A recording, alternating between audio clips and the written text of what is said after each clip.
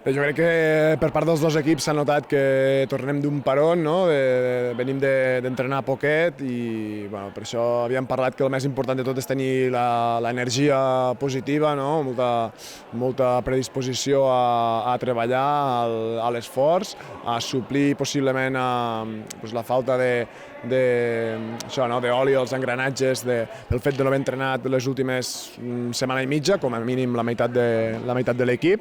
Però bueno, jo crec que en moments d'alguns dubtes a la primera part, però a poc hem anat encarant el partit, hem patit una mica amb el rebot defensiu en algun període, algun moment de la primera part, i crec que hem fet una segona part molt sèria. És veritat que podíem haver tancat el partit abans, amb una diferència més àmplia. Hem alliberat molts tirs de 3 als últims 3-4 minuts i això em permès prometre baixar dels 10 punts. No?